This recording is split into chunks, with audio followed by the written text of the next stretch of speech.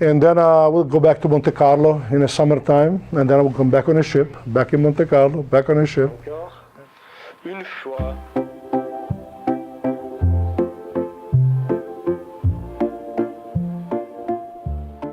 Monte Carlo was, how can I say that? In early 70, it was definitely, I go back and forth now today because I still go there because I'm only about an hour from my, but Monte Carlo, when I went there in 1972, it was, I think it was just phenomenal because Grace Kelly was still alive, Prince Rainier was still alive, Prince Albert was this big, Carolina was this big, the other daughters is Stephanie was, they were all, and we used to take care of them. We used to serve them every day, because they were like, used to work with the beach club, and then we used to work at the Jimmy's, which was like the #1 club in Monte Carlo those days.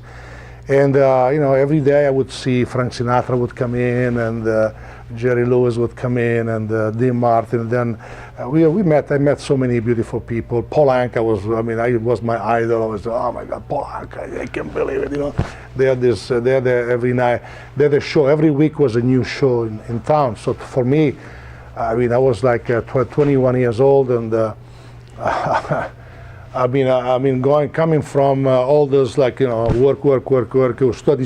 study, and all of a sudden now I was having a good job, and my rank was a little bit higher than it was, so I was able to be not just a busboy waiter. I was like a captain Metro D.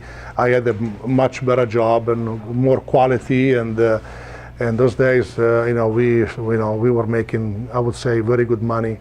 We were really having a good life, I can say. I was very lucky that coming from the farm and going to all the stuff, and all of a sudden we had a very great, good life, and then every evening was just phenomenal because you would meet the kings and queens and from all over the country. We used to come to eat in this, and especially the club. The club was where you would meet all the movie stars coming in. They would come to the Jimmy's Club because Regine, she was the animator of the club, and she would bring in. I remember Omar Sharif used to be. I said Dr. Zhivago a couple of years before. To me, it was just my eyes. See Omar Sharif. Oh my God, who's this guy? He looked really beautiful. It was like, oh my God, it was like my idol, and there he was. Nice guy, simple guy, just very friendly. He was one of the guys that really was impressive, because, when you see Dr. Zhivago and then you see Omar Sharif just in shorts and t-shirt, you'll say, wait a second, what is the Russian deal, but it was spectacular. So today is a little bit different because there was a lot of money coming from Italy, but, not that we knew, but we knew the people. They were like the really top rank people in Italy.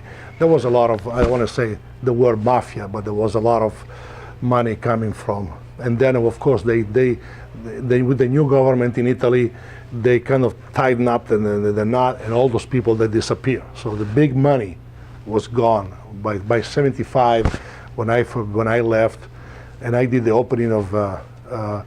Hotel was the Loews Hotel, was the first American hotel in Monte Carlo. It was 1975, and I did the opening, and then unfortunately I had to come to the United States because, fortunately, not unfortunately.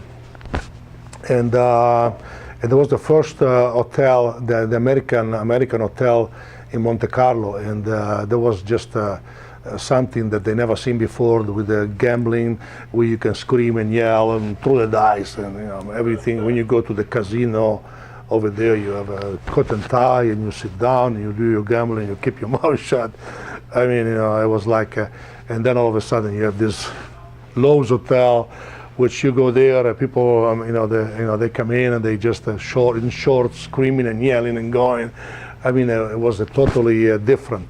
From in 3 years, the thing evolved like tremendously, But still today, you still have the old style, and then you have the new style. Now it's called something else. It's I think a Fairmont Hotel.